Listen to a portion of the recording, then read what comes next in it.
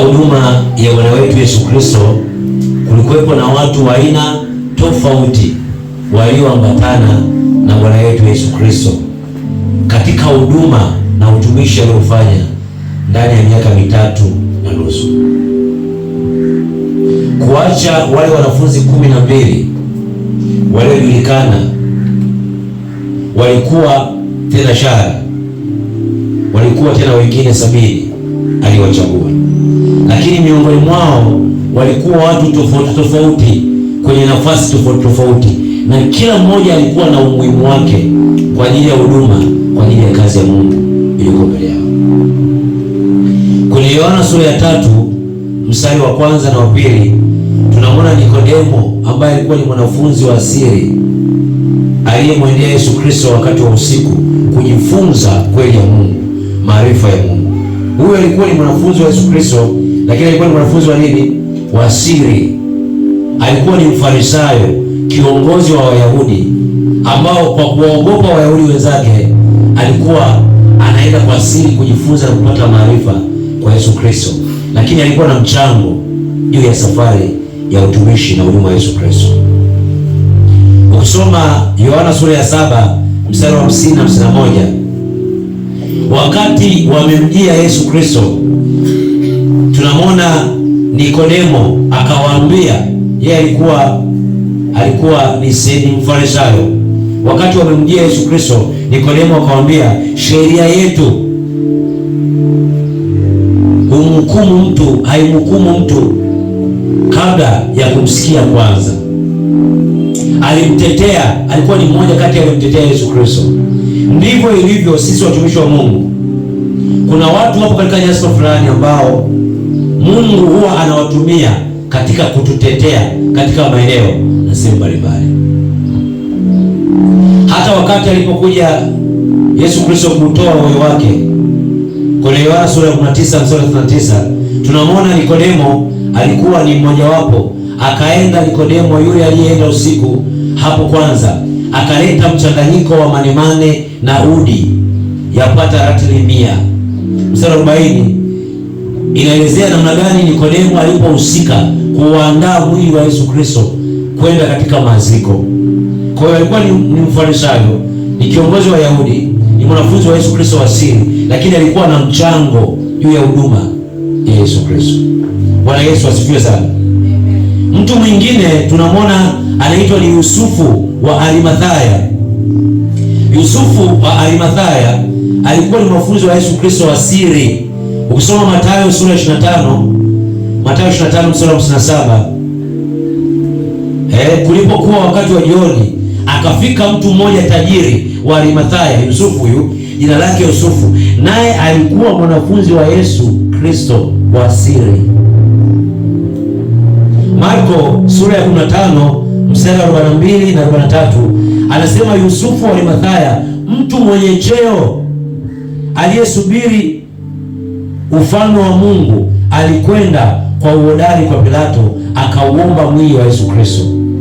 Wakati ilikuwa haiwezekani kupata mwili wa Yesu Kristo kwa wakati huo, Yusufu wa Arimathaya, yeye kwa cheo na dhamana aliyokuwa nayo kama mwanasheria wa Kiyahudi, alienda kauomba. Kupitia cheo chake Pilato aliruhusu mwili wake ukachukuliwe na kuzikwa. Na Biblia inasema kipindi hicho matajiri walikuwa katika manispaa wanajiwekea makaburi yao kabla hata hawajafa. Kwa ile kaburi ambayo kwa anajiwekea Yusufu wa Arimathaya ndio aliyompa Bwana Yesu Kristo azikwe hapo. Bwana Yesu asifiwe sana. Kuna mtu mmoja anaongelea hapo unapenda. Lakini tunaona huyu Nikodemo alikuwa ni Mfarisayo na kiongozi wa Wayahudi mwenye nafasi ya juu katika baraza la Sanhedrin. Na Yusufu wa Arimathaya, yeye alikuwa ni mwanasheria na mjumbe wa hili baraza la Wayahudi la Sanhedrin. Kwa walikuwa na nafasi katika serikali na katika utawala. Tunawahitaji watu wa serikalini kwa ajili ya kazi ya Mungu, kwa ajili ya kazi ya huduma, kwa ajili ya utumishi na mambo yetu. Bwana Yesu asifiwe sana. Bwana Yesu asifiwe. Lakini Biblia inasema kuna wanawake waliosaidia Yesu Kristo kwa mali zao. Ukisoma Luka Tumesoma Luka sura ya 8 pale mstari wa kwanza hadi wa 3. Anasema ikawa baada ya hayo alikuwa akizunguka katika miji na vijiji akihubiri na kuitangaza habari njema ya ufalme wa Mungu. Yesu huyo na wale tenashara waliokuwa pamoja naye na wanawake kadha wa kadha ambao walikuwa na pepo wabaya na magonjwa wakaponywa. Nao ni Mariamu aitwaye Magdalena aliyetokwa na pepo 7 na Yohana mkewe Kuza, wakili wake Herode, na Suzana na wengine wengi wanawake waliokuwa wakimhudumia kwa mali zao na kwa fedha zao. Kwa hiyo kuna watu ambao Mungu anawaleta wakiwa na mapepo, wakiwa na magonjwa, wakiwa na madhaifu mbalimbali, ili wakutane na mkono wa Mungu. Na mara baada ya kukutana na mkono wa Mungu na kuona uponyaji na kuona uhuru na kufunguliwa, Mungu aanze kuwatumia, waanze kuhudumia kanisa au kazi ya Mungu au huduma. Kwa hiyo Mungu anakuhitaji wewe, unanisikia huko, kupitia fedha zako na kupitia mali zako, kile ambacho Bwana yetu Yesu Kristo alichokifanya kwenye maisha yetu sisi, mimi na wewe, na sisi tupate muda pia kufanyaje, wa kuhakikisha kazi ya injili ya ufalme wa Mungu inaenda mbele kupitia fedha na kupitia mali zetu. Kwa hiyo hata wakati wa Yesu Kristo huduma haikwenda Mungu akushusha pesa mbinguni, fedha na mali mbinguni. Aliwatumia watu wenye fedha na mali tayari chini ya jua kwa ajili ya kusapoti kazi ya Mungu. Na ndio maana tutamwomba Mungu azidi kuwainua watu kwa ajili ya kusapoti kazi ya Mungu. Financial pillars, nguzo za uchumi za kanisa. Bwana Yesu asifiwe sana. Kuna mtu anaitwa Lydia, achana kina Suzana, akila kina Maria Magdalena.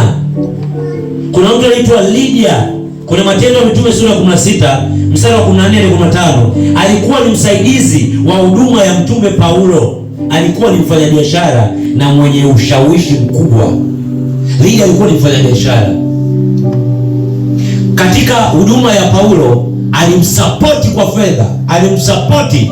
Wako wengi walimsapoti mtume Paulo na mitume wa Yesu Kristo, lakini ni baadhi ya mifano ambayo nayokupa, ikimaanisha kwamba tunahitaji watu, tunahitaji fedha, tunahitaji mali kwa ajili ya kazi ya Mungu iweze kufanyaje, iweze kwenda mbele. Mtu mwenyewe ni wewe na mimi. Bwana Yesu asifiwe sana. Mathayo sura 27 mstari wa 55 na 56 anasema, wanawake wengi waliokuwako wakitazama kwa mbali walikuwa wakimfuata Yesu kutoka Galilaya, huku wakimhudumia. Ni wanawake wengi ambao wengine hawajataja majina. Achana na Suzana, na Lydia na Magdalena na wengine.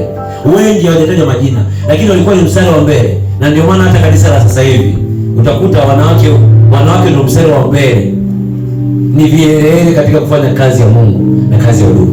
Hawajaanzia sasa hivi, walianzia hata nyakati za nani? Za Yesu Kristo. Walikuwa ni mstari wa mbele kusapoti kazi ya Mungu. Na mpaka hivi leo ndivyo ilivyo katika kanisa la Yesu Kristo. Bwana Yesu asifiwe sana.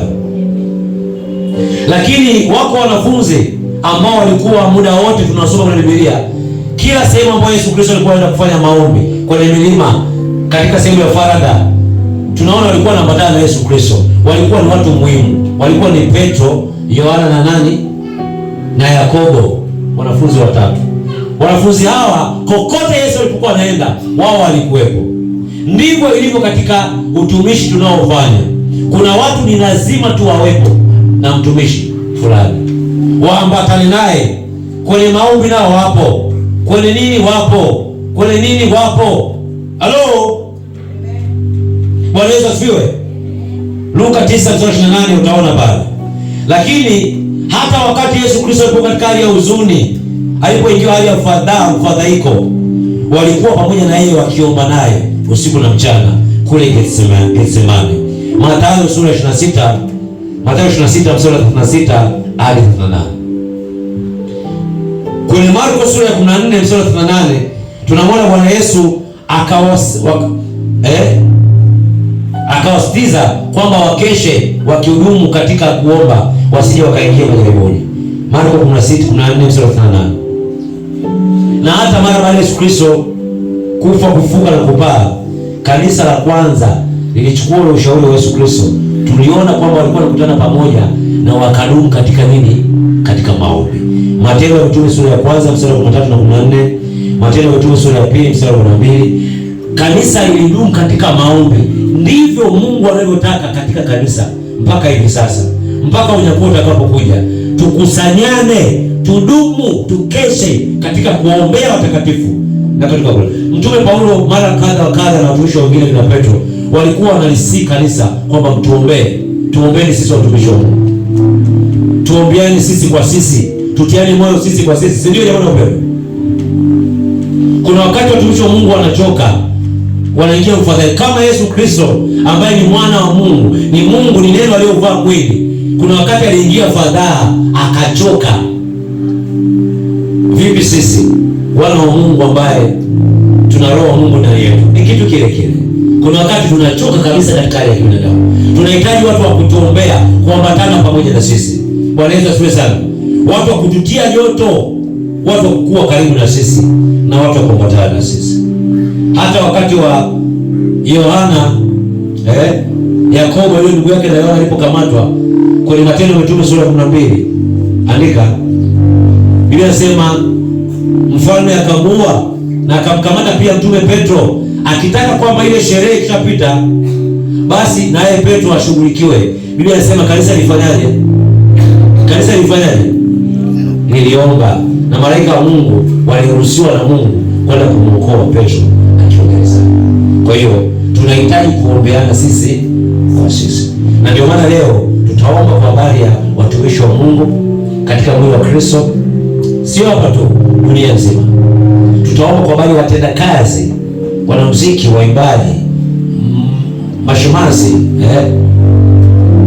ushers, wahudumu mbalimbali, viongozi katika mwili wa Kristo katika kanisa, wana maombi, nguzo ya uchumi wa fedha. Tutaomba kwa habari ya wafanyabiashara. Wapo kina Lydia na kina Magdalena wengine walikuwa ni wafanyabiashara wanamwezesha huduma ya Yesu Kristo. Mungu akawagusa huko walipo ili fedha ziongezeke, wao ni sehemu ya kusapoti kazi.